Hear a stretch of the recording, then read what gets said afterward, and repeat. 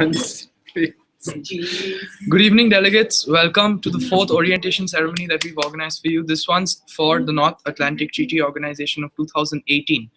This committee orientation will be chaired by the chairpersons of the committee. On my left, I have Chairperson Rohan Agarwal, and on my right, I have co-chairperson Srivat Agarwal. So they'll take you through the nitty-gritties of this committee, explain procedure, any doubts that you might have. Please remember, you can always comment during the video itself, and make sure that the comments are during the duration of the video if you want it to be answered by the chairs in the video. Without further ado, I would like to welcome Rohan and Srivat onto the floor and continue with this orientation process. Thank you.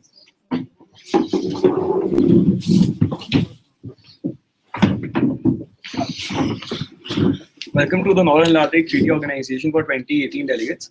So at the start of, I'd like to tell you that we take this opportunity to introduce the committee and explain the concept of a futuristic committee, the entire point that this committee is being simulated, and the basic premise of country policy versus foreign policy, and how the former comes to the foray every time a crisis comes at hand.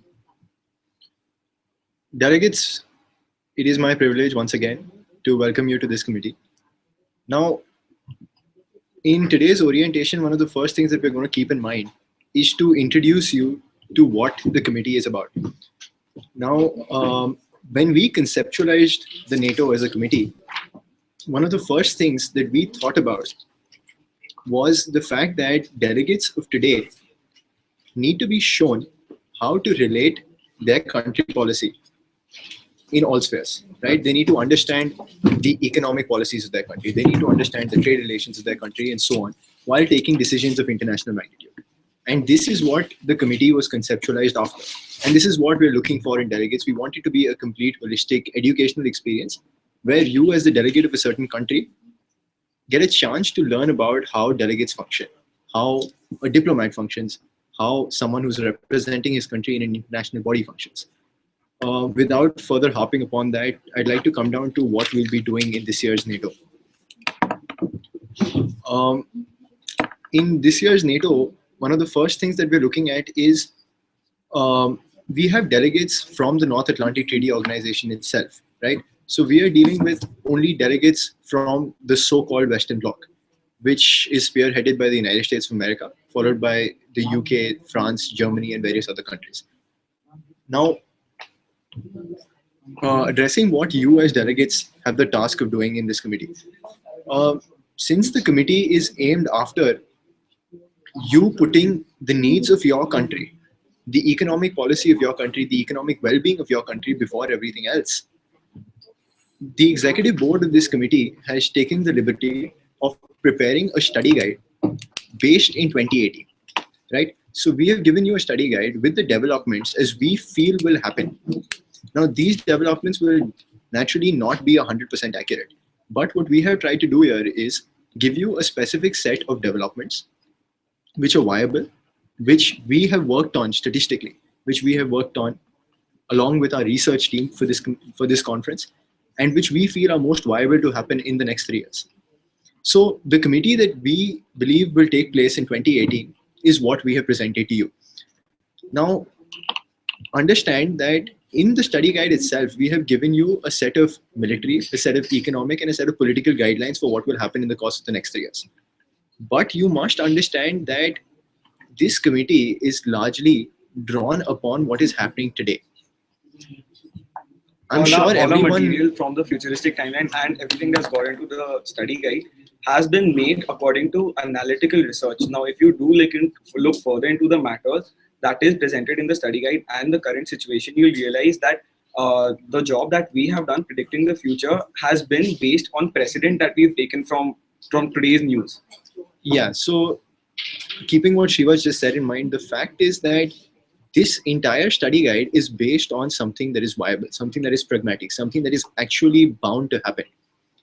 But you must keep in mind that this study guide is only a means, the next 3 years are only a means to advance the issue of Russian expansionism further. So when you as delegates present us with your research, it essentially has to be from the 2013 to 2015 period or even before that. you need to use that as what we call a precedent. And the more of precedents you use from the 2013 to the 2015 period, the more you are consolidating upon your country's stance in the past. And that is what we will need for this committee. So you need to give us instances, you need to give us content which is based on that period. The additional material that we have provided you with is simply a guideline for advancing the issue further. Right?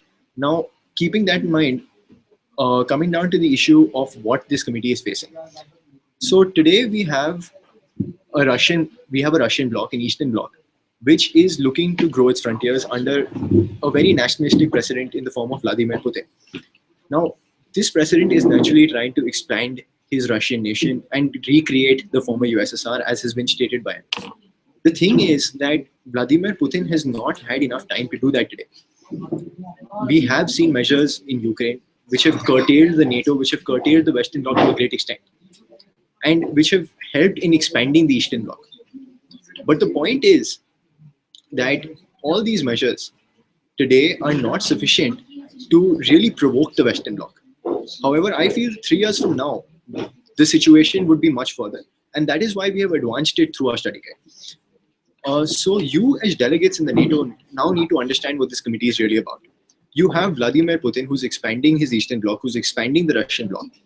And at the same time, you have the European Union and the United States of America as the three sides to the coin here. Now, as we are part of a NATO and not a NATO-Russia Council or a Security Council, we are only dealing with what the Western Bloc's take is on this, right? So today we have an existing NATO where you have primarily the United States of America and the European Union, along with certain countries which were initially pro-East.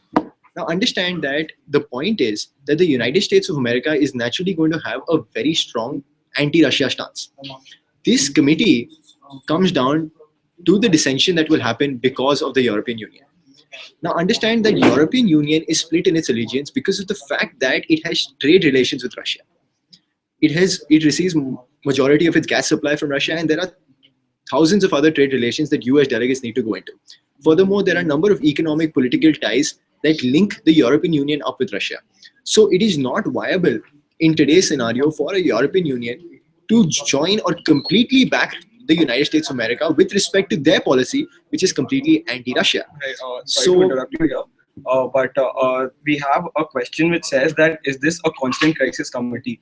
Now, delegates, please understand that we do not want to label this committee as a constant crisis committee, as we have given you enough matter to discuss in committee before we start rolling out the updates.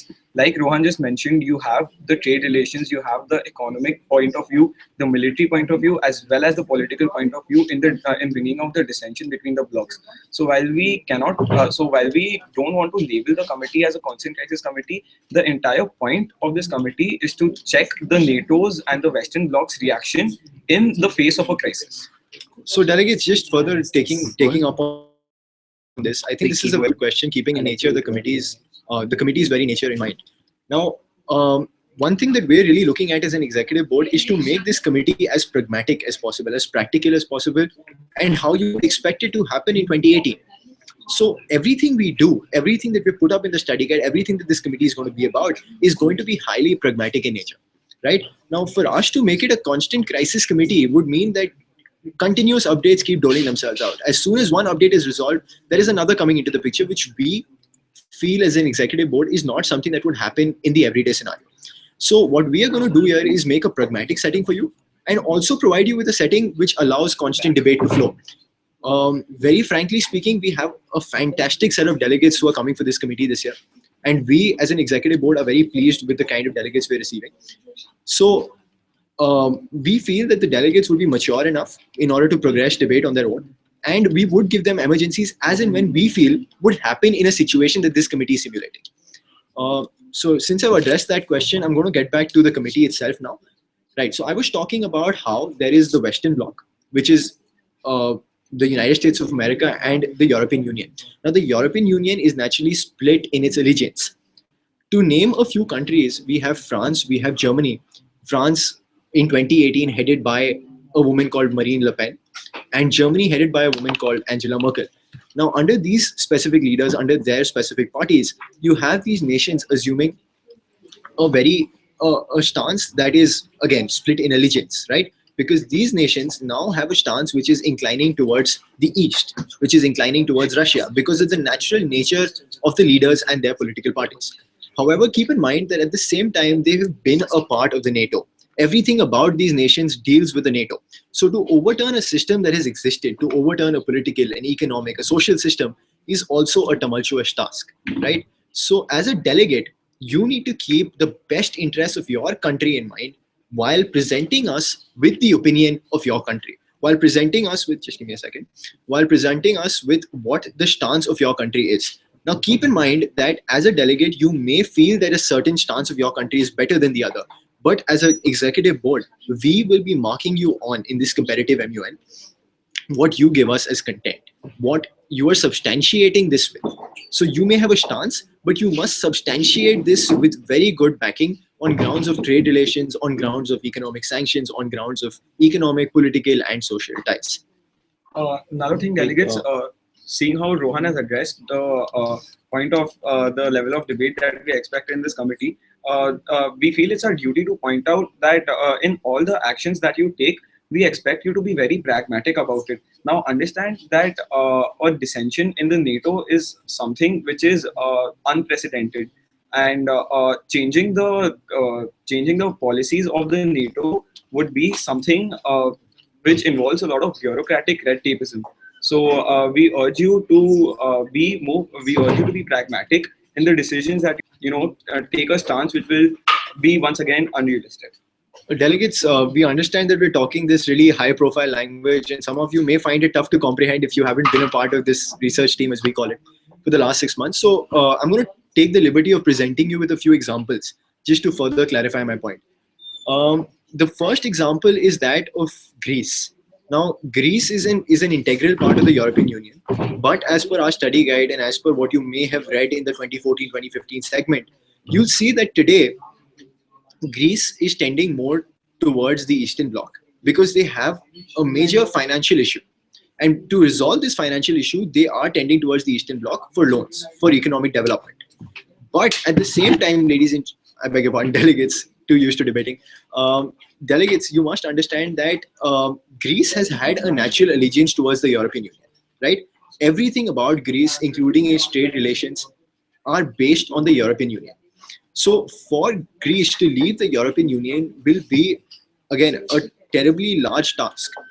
Greece would have to rewrite a number of treaties, a number of trade relations, a number of sanctions in order to move ahead and leave the European Union. So while it is something that you as delegates may feel is pragmatic, you must think about the consequences of the action. Furthermore, you must substantiate your action with proper documentation, with proper proof. And that is what the executive board is looking for. Addressing that, we would entertain any questions that you all have, because we understand that the committee itself is one of the most confusing, is one of the most complicated parts of this committee experience. So we would request you to send your questions in. We have our other board members here who will be passing it on to us. Till we receive your questions, we are now going to move towards the procedure that this committee will be following. I'll allow Shivas to address you on that, and then I'll take over. So, delegates, I'm aware that you guys must have gone through the conference handbook. Yet we're going to address procedure as a whole, as how it works out in MUNs. So we start with a motion to open debate, which formally sets floor, and we start debate formally. Following that, we set the agenda. The agenda for this committee being countering the Russian threat. Following that, we move into a general speakers list. Now, a general speakers list is a speakers list in which the delegates are allowed to explain their country policy and substantiate their policy with research as well as solutions. And the time period for this, the total time period for the general speakers list is not fixed, because the general speakers list never elapses during the 3 days of committee, and we revert back to the GSL every time committee hits a deadline. Address the issues that are specific to this. Sure. So moving on from there, we after having a few speeches in the general speakers list, we have something called moderated caucuses, the total time for which is fixed as per how committee wants it, and the topic is decided on the floor of the committee itself. and the various motions for introducing moderated caucuses are voted upon. So another thing that we would like to point out as the executive board here is that we are here merely to moderate debate, and we encourage you to come up with topics which the committee would like to discuss as a whole. At no point in during committee will the executive board dictate what the committee wants to do. So the lobbying part comes into play over here. Okay, delegates, I'll just take over from there. He's addressed you on the basics of MUN procedure. Now, we've gone through the delegate list to this committee, and we feel that there are not a lot of first timers. So we're not going to really delve into the basics of it. Furthermore, since we don't have the chance of a physical interaction with the delegates, we don't really know exactly what your doubts are, right? So we're going to give you once again the opportunity to send in your doubts to us, to send in whatever issues you're facing to us, and we would answer those questions one by one. So these were the basics of the procedure that you would face in any Model United Nations conference. Let us now go into what exactly the NATO would have as a different segment of its procedure. I for one, as an MUNer, feel that we have not laid enough emphasis on paperwork in different MUNs. So what we're going to do here is realizing that paperwork is one of the most important segments of an MUN, because paperwork is ultimately what puts down your constructive creation in that committee on paper. I have got a question here. I'm just going to wait a minute before I address this. So paperwork is ultimately what allows you to put down your constructive work in that committee on paper, right? But so the thing is that we will be entertaining a lot of paperwork in the course of this committee. We would probably try and have one set of paperwork per day of this committee.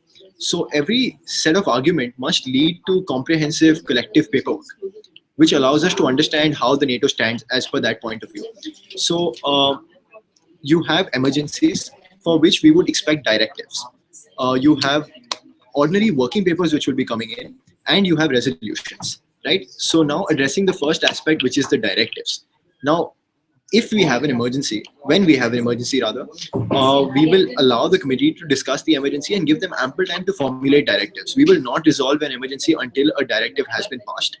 The directive is basically in the form of a resolution, but it lacks preambulatory clauses, right? So it is a resolution without preambulatory clauses, and it will have the usual authors and signatories. Now, the number of authors and signatories we will specify in the course of committee itself, but we are looking at a number which is around 2 to 3 per piece of paper. Moving on to working papers. Working papers are informal forms of presentation of your work, right? So a working paper is essentially informal. There is no specific procedure in which you need to put the points down. There is no specific procedure for writing the clauses of a working paper, and there is no specific procedure in which you need to put down the points. However, the working paper should be comprehensive so that all the delegates can understand what has been put down, and the working paper should address all the facets of what has been discussed. Because once again, it is a constructive form of putting down what the committee has discussed on paper. Lastly, we'll come to the resolutions. This committee will have only one set of resolutions at the end of the committee. The resolution is essentially what the committee has decided on. Now, since this committee is essentially dealing with internal strife within the NATO, the resolution will finally address the agenda, right? So it will finally address what the NATO has decided to do collectively. Now, understand that in the NATO, since it is a military pact, there needs to be only one resolution, right? But in case this committee comes up with 2 different resolutions, and both these resolutions do pass, that right there is the dissension of the NATO. And that, for the purpose of this committee, is the only way in which a delegate who has proposed the dissension of the NATO can carry that out. We need 2 sets of resolutions which pass. There we would see 2 different blocks being formed within the NATO and the dissension of the NATO as we know it. So I believe that is it as far as procedure goes. I have a question here. This question asks me, if the committee resumes in 2018, will Crimea's stance be further explained in 2018? Right. So, yeah. So the thing is that, once again, I have told you about what kind of a futuristic committee this is. This committee is a futuristic committee in the sense that the only futuristic aspect of it is what has been addressed to you in the study guide, right? So whatever the study guide talks about in terms of military, political, and economic developments are the only developments that you as delegates presume have happened from the 16th of May 2015 to the 16th of May 2018, right? So those are the only developments which have happened over this 3-year period. Apart from this, all your nation's stances are the same as they were in 2015. Furthermore, I have had number of questions, and I'm going to address these now, asking me about how nations' economic policies have changed over 3 years. Understand, delegates, that things in the world do not happen in such a fast pace. They don't happen over a span of 3 years. These are relations that have been built since the 1900s, the 20th century. So you don't have these relations changing very quickly. It takes more than 3 years for relations to change, for countries to change their economic policies and so on. So the study guide itself is only putting forward those prolific or significant changes which we as an executive board have proposed will take place from 2015 to 2018. Apart from that, no other changes have taken place. Your country's economic policies stand as they were on the 16th of May 2015. Furthermore, any content that you are using with respect to your nation's economic policy, with respect to your nation's trade relations, with respect to how your nation trades resources with other nations, will all have to do with the way they were in 2015, right? Okay, so with that, I think we'll come down to the last segment. Delegates, I have two questions here. The first one being, can laptops be used during committee without internet? Now, delegates, please understand that we are really experienced MUNers over here, and we understand that using laptops in committee, you will find ways to connect to the internet, and that is something which we do not support. So no electronic devices are going to be allowed in committee. However, if you do feel like using your electronic devices, you can step out of, you can excuse yourself from the executive board and step out of committee to use your electronic devices. Now, the second question is a very important question, and I'm going to answer it as I'm going to request Rohan to take it as well. Now, this question reads, if there arises a case where a country feels that leaving the NATO would benefit the country, A, would the E be accepted? And B, would normal procedure be followed? Now, delegates, understand what we talked about earlier in this orientation. Leaving the NATO involves a lot of bureaucratic red tapeism, and the procedure cannot be completed unless 1 year, according to the North Atlantic Treaty Charter, unless a 1 year time period is completed. No country is allowed to leave the North Atlantic Treaty Organization. Keeping that in mind, the executive would like to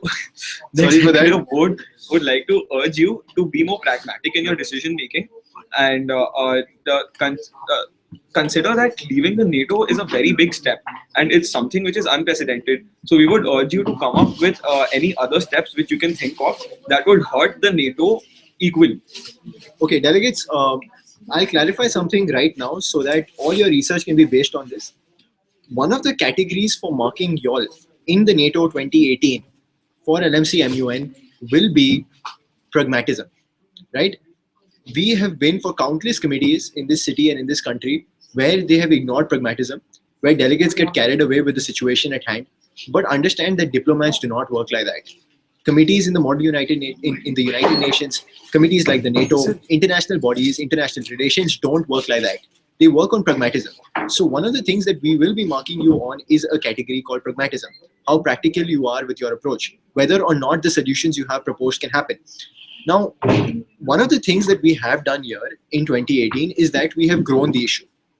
We have naturally grown the issue to a stage where the NATO is forced to take decisive action upon it.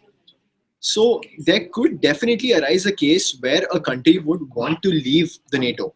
But understand that, firstly, for a committee, for this committee, as Shrivats has explained, there is a lot of bureaucratic red tapeism when it comes to a country leaving the NATO, right? For this committee, the way we will deal with this is we could have different blocks being formed within the NATO. Right? So if a country feels that a particular stance towards the Russian issue is more viable, that country could choose to follow that particular stance towards the Russian issue. Right? Furthermore, their lobbying skills will be tested when they have to convince the nations of the NATO in order to carry out that particular stance. Right? I beg your pardon. Yeah. So furthermore, they would have to lobby nations in order to follow that particular stance. Right? So and then, ladies and gentlemen, beg your pardon, delegates. Too much debate. Yeah. Get you lost. Yeah, and sorry, coming back to that. So then delegates, the real test of whether or not that country could leave the NATO is in the form of the resolution. So if you have two different resolutions coming into the NATO and both being passed, and here I'll clarify that the passing majority for the NATO will be 2/3, and both being passed by 2/3, you would have two different blocks taking two different stands, and that itself is the dissension within the NATO, because the NATO is a military alliance and it simply cannot exist with two different blocks taking two different stands on any issue of military significance. Okay, right. So now we'll come to the last fragment, or I beg your pardon, the second last fragment of what we need to speak upon. This is essentially talking to you about what is expected of delegates, right? Now, the delegates of this committee are those representing the military frontiers of their nations, right? So in the NATO, which is a military alliance, you are essentially expected to take up. Is there an issue? Yeah, sorry. You may continue. You are essentially expected to take up tasks which are of military importance, and as a result, you are representing the military departments of your own nations. But at the same time, understand that you are not simply representing only the military interests of your nations, because when you are representing your nations, you are representing your nations in a military treaty. A treaty, however, is subjected to various different other kinds of issues, which include social, economic, and naturally political relations. Therefore, as a delegate to the NATO, you are expected to take decisions which are of military significance, but take these decisions based upon the economic, political, and social ties between your respective nations. Just to take off from where Rohan has left you, it's a very commonly used term saying that if the only solution that you have is a hammer, then every problem will look to you as if it's a nail. So keeping that in mind, we want you. I know I'm clever. Anyhow, keeping that in mind, we would like you to come up with military, with solutions that look at military as well as economic aspects of the problem. Right. Now let's come to the Model United Nations part of it. As a delegate to this committee in the Model United Nations, we expect diplomacy. We expect high standard of diplomacy, which means a diplomatic presentation of arguments, which means presenting your arguments in a very diplomatic, in a very anti-aggressive fashion. Again, one of the things that we feel at La Martiniere has been ignored by various different schools across the city and the nation is the fact that aggression is not something that is favored in the United Nations. Right? So aggression between delegates is not the way to resolve a conflict, because if aggression is what you're looking for, then you could just wage a war. And so yeah, we're looking, just give me a second. So we're looking at diplomacy, and diplomacy in persuasion. I think one of the most interesting aspects of this committee is that if you've taken a particular stand, you need those 2/3 majority to vote in your favor to get your resolution passed, to carry out your dissension. So the ultimate cap to your work would lie in your lobbying skills.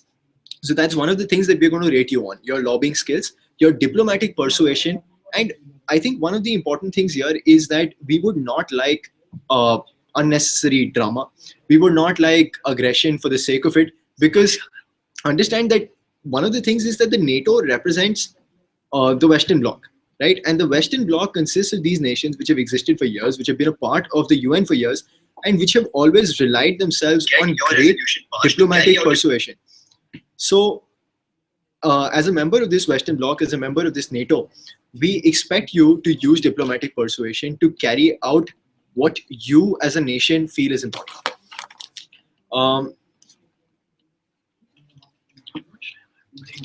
Right. Sorry for that. Furthermore, as delegates, we will also mark you upon your presentation of paperwork. So when we talk about presentation of paperwork, that does not necessarily mean how you defend that paperwork, but also on what you put out as your paperwork. So what you use in order to defend your paperwork would naturally come under your debating skills, under your oratory skills, and under your skills of persuasion. But what you put down on that paperwork is also a very important tool as far as what the NATO is going to do is concerned. Once again, remember that you are dealing with a military alliance which has certain restrictions, which has certain abilities. So how you keep these abilities in mind, how you keep these restrictions in mind and use them with respect to your paperwork is something that is really, really important as far as this committee goes. So your paperwork is another thing that we expect of you as delegates. Another thing, delegates, we've been getting a lot of questions about communiques which we would like to address. So the point with communiques is that once again, we as an executive board feel that communiques tend to make our committee lean towards the more unrealistic side of debate. However, we do realize the importance of communiques, and at certain points during the debate, if we feel like the flow would the debate would benefit by opening the floor to communiques, we will open communication lines. We've had a few more questions about delegates who wanted to send in public declarations in the form of videos. Another, leaving off from where it started, sending a video to the executive board would again be a form of a public communique, and it can be done only when once communication lines have been thrown. Coming back to that, one of the important things here is that uh, we would expect the communiques in this committee, the public communiques as such, to be restricted to the least possible. Understand that private communiques is something that can be utilized. Private communiques is something that is realistic. But if you want a communique to be made public, you can simply state it in the course of your arguments. So we see no need to write them to the board and then have the board announce them to the committee. You have enough time to present what you as a delegation are going to do with your country. So we expect your public communiques to address this, your public communiques to be addressed by you in the course of the same. Understand that once again, here you're dealing with a military alliance. So everything that you say is going to be what your committee is going to do about an issue. I beg your pardon, what your country is going to do about an issue. And that is what a public communique addresses. So there is no need to send outright public communiques. They must be made in the form of arguments. They must be made in the form of moderated, unmoderated, I beg your pardon, moderated caucuses or GSLs as speeches. As far as private communiques go, now private communiques are something that we will only entertain in the case of an emergency. Once again, this we would not like to brand this committee as a constant crisis committee, because that again makes things very unpragmatic, very unrealistic. And as a consequence, we will have emergencies. We will definitely have a large number of emergencies because that is what the committee calls for. And we would expect you to send in these private communiques as a means to work for the best interests of your nations only during these emergencies, when we throw open the communication line. So it is not something that you would have during throughout committee, but it is something that you would necessarily use only when the communication lines are open for you. And lastly, delegates, in the issue with communiques, understand that every communique is subject to ratification, and the executive board will hold the liberty to pass or not pass a communique as per our discretion. And if we do not get back to you about any communique, it means that it has been invalidated and it has not passed. If we do get back to you about a certain communique, it would mean that that your communique has been accepted and it's in the affirmative. Okay, I've received a question here saying, would the board allow entertainment motions? Delegates, for all formal purposes, entertainment motions are not allowed at LMCMUN Calcutta Model United Nations 2015. But we'll see. See, MUN is about peace. It's about debate. It's not about entertainment. Yeah, that's your director, Akshat Patodia. Okay, This is your rapid or Gaurav Sajdev. he doesn't have any. And your director, Akshat Patodia. So, Delegates, we're going to give you all a 2-minute break from our speeches. We'll allow all the questions to come in now. We are not going to assign any time to you to ask questions at the beginning of debate. So we would expect you to ask all your questions right now. We've given you this span of 1 hour to present your questions. We've got a lot of questions as of now, but we would expect some more to come in the course of this break and after that. and another thing, delegates, like if you do want to get back to us post this 1 hour orientation, then you can reach out to us on social media on the Facebook delegate group, or preferably through email, because then you get a more holistic reply and something which is more formal than a Facebook group. So we request you to address most of your queries via email at the email ID which we will post on the Facebook group shortly. But delegates, also keep in mind that I have asked this executive board to not be very forthcoming with answering your questions when they're presented to us otherwise. We've given you this orientation in order to ask us all kinds of questions. It's in a very accessible format. So please use this as an opportunity to present your questions to us. After this, we understand that we have other things to do, and the internet is not always accessible to us, right? So we would expect you to ask all your questions right now, and it gives us a very good forum to explain the answers to you. So please try and ask your questions as of now. Yeah.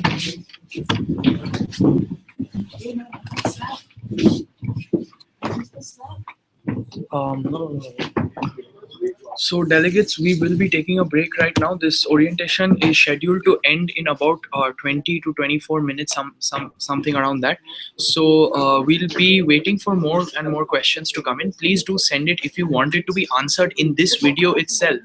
Please send it within 7:45 or actually within 7:30, so that we can actually write the questions down and the chairpersons can answer it to as per their convenience. Make sure you send it before 7:30 so that these questions can be addressed. Also remember, as Srivat had said, that if you do not send in these questions now, it is not too much of a worry. You can always send it through email and other forms of social media, keeping in mind what Rohan told you.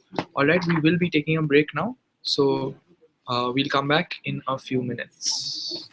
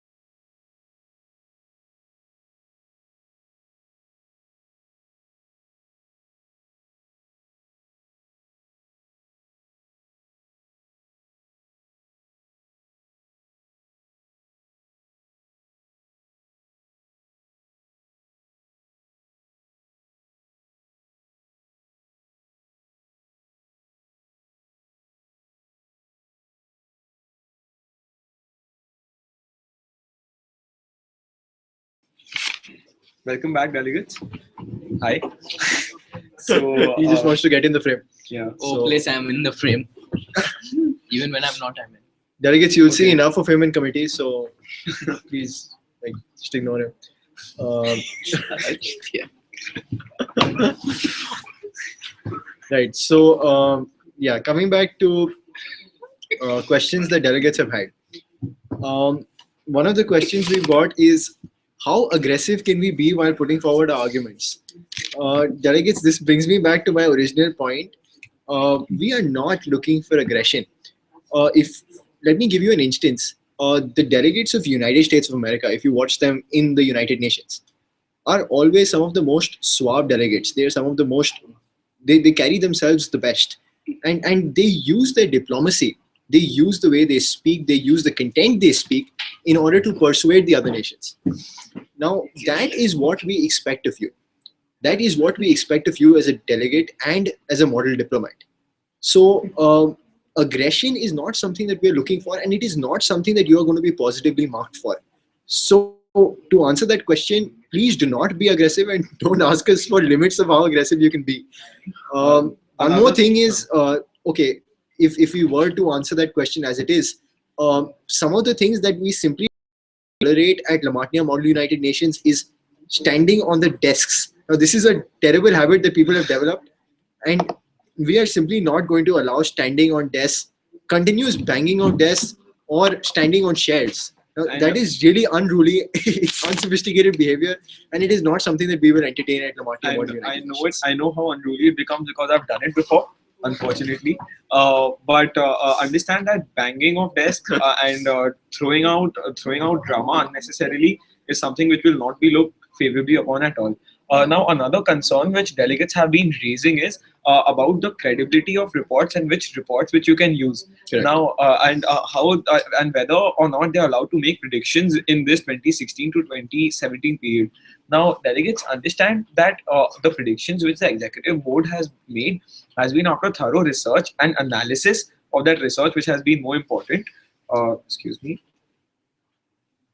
Okay, We'll address that later. yeah, we'll address this later. Keeping that in mind, we'd like to tell you that the reports which you send in have to be from credible sources.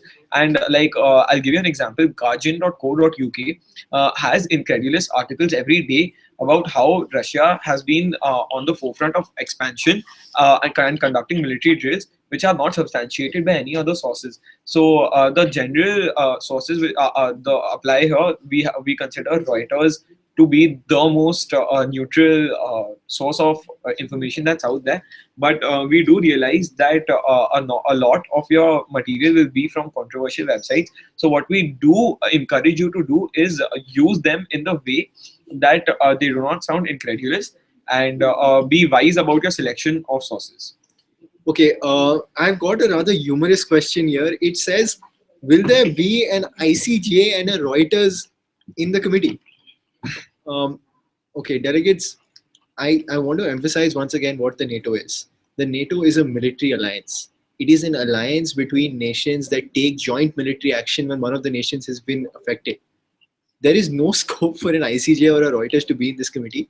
Okay, one more thing I think you all are getting confused with is the NATO is not a sub part of the UN. It is not a UN committee. It is not even monitored by the United Nations. It is being held in a Model United Nations with Model United Nations format because we feel it is a viable issue for discussion of international politics, and we feel that it is viable to discuss this issue in a Model United Nations format. But understand that it is once again not a United Nations committee. So it is not aimed at world peace or world development. And there is no scope for a Reuters or an Amnesty or any of those organizations or an ICJ to be present there. Okay, the second question we've got, and I think the person who sent this question in didn't hear us clearly, it is that are private communiques allowed even when communication lines are not open? Okay. The basic stance that this committee is taking on communiques, once again, I'm reiterating this, is that we are going to entertain communiques of any sort only when communication lines are open. That is the whole point of a communication line, to allow a communique to take place, right? And these communication lines will only be open for fixed spans as and when the board sees fit for the committee, right? One more thing is that now the distinguishing factor between private and public communiques for this executive board is the fact that public communiques for this committee are essentially what this committee is about. You as delegates in the NATO are supposed to tell us what distinctive action your okay, Akshat is up to his usual tricks. You guys are going to get sick of him in committee. So yeah, coming back to the issue itself. Yeah. So the NATO is about what distinctive action your country is going to take with respect to the issue. So there is no reason to write out a communique which can be explicitly stated in committee. So private communiques are advisable. Private communiques are allowed as and when you see fit. But once again, we don't see the need to continuously send them in. And it is not going to be one of your principal criterions for marking you on. It is going to be something that allows you to carry your debate forward and allows you to carry it on to the fullest of efficiency, allowing your nation to implement what its stance is. But at the same time, just keep in mind that you need to use it as and when effective. Continuous use of private communiques is going to be downmarked by this executive board. Public communiques is something that we are not advising because we are continuously stating our policy on that. We want you to state your nation's stances in the form of speeches, in the form of argument, and not to write it to the board for the board to read out. Okay, a rather important question which I have here is, will facts of the past be irrelevant to bring up in a futuristic committee? Now, delegates, we believe that we've already answered this question in the course of this orientation. Nevertheless, we'd like to reiterate that the entire premise of this committee is based on analytical research and facts of the past that have been used to predict the future and what the events are going to be which take place in the future. So keeping that in mind, the events of the past will play a major role in your determinants of country policy and what you are going to address in debate.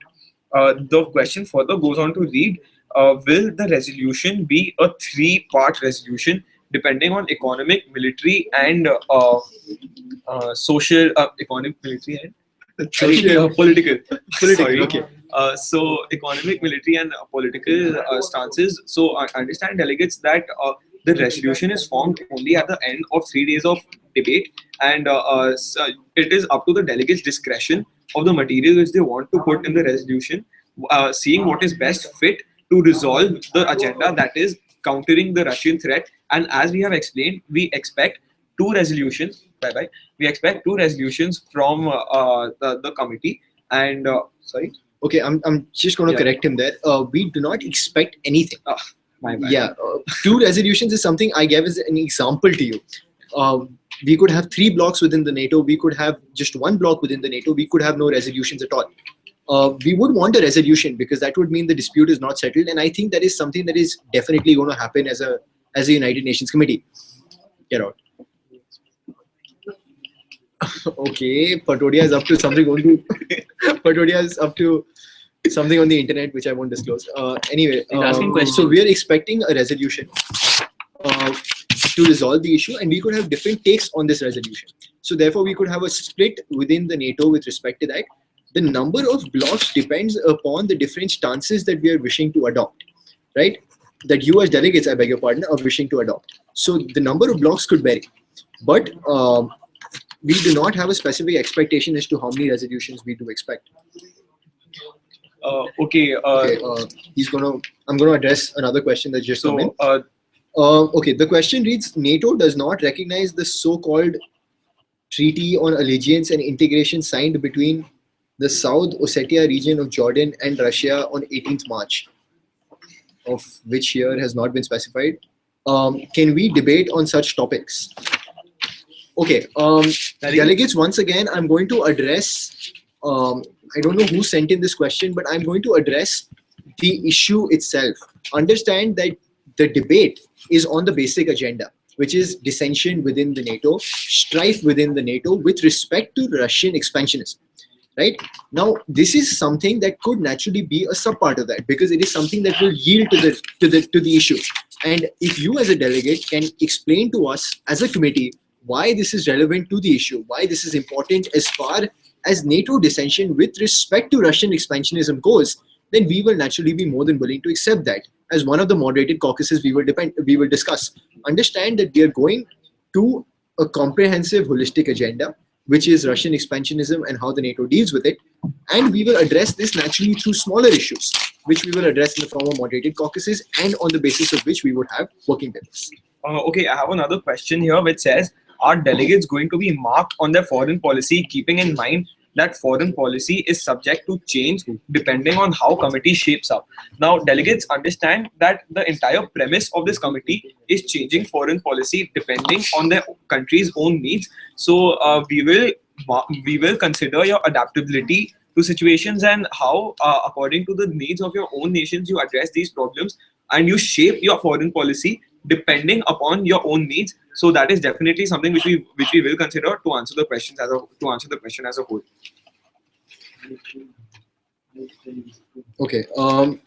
Furthermore, we've received a question: will this committee have economy in detail? Okay. Apologies. Okay. Apologies for that. Thank you, delegate. Right. So, will this committee have economy in detail? Yes, delegates. This would definitely have the economic sides to it in detail.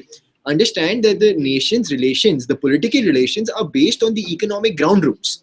Right? The economic roots are the foundation to the relations with the nations are built up. So, therefore, yes, you would have to address the economic side to it, because the economic side is what the political side, the military side depends upon.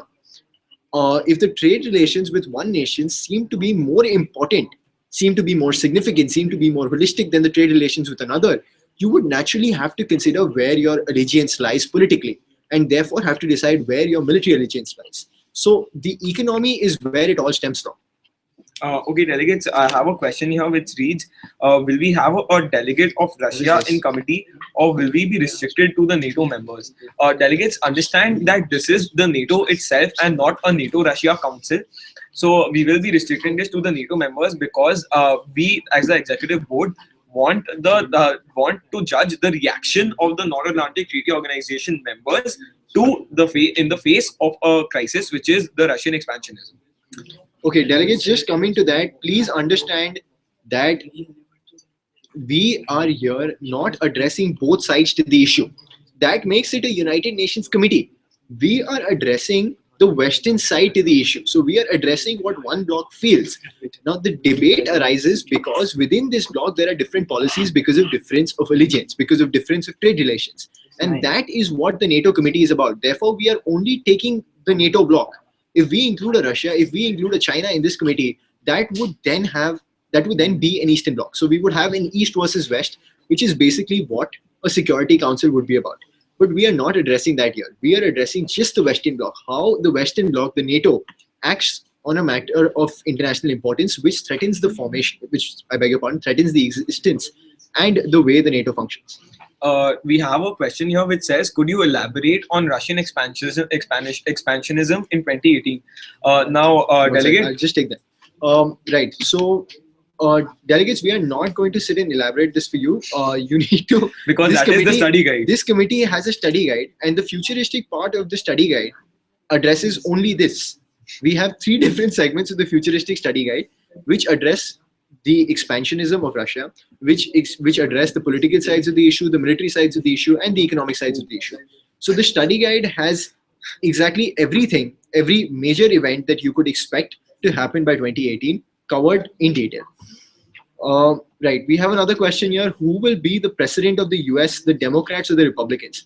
This is something that we have not laid a lot of emphasis on, because Democrats or Republicans are split on their views as far as human rights, as far as internal matters go, as far as domestic policy goes, as far as ideology goes, as far as political ideology goes.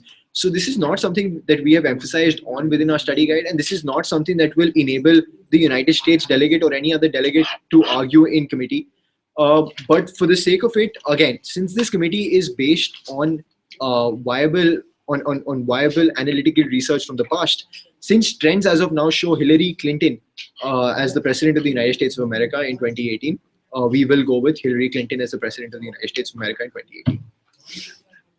with that, delegates, we have 3 minutes for this orientation to wrap up. So we will give you this opportunity to ask as many questions as possible. Note that if you fail to answer or to address these questions within the next 3 minutes, you can always get back to us on the Facebook page, which has been made for the delegates, or through our email, which is Nato LMCMUN2015 @gmail.com, the email address on which you had to send in your position papers. So we will leave the floor open for the next 3 minutes for the questions to flow in. Right. So we'll wait for the questions to flow in. One more thing with respect to the position papers, we have taken certain decisive action on the position papers, and this is just to inform the delegates that we expected the position papers to be sent in to us in a particular format, and to be sent in to us by a particular date. Now, as a delegate, naturally your whole committee experience revolves around the small things, including the position paper. So I've asked the rest of my executive board to address these issues as per we have received them.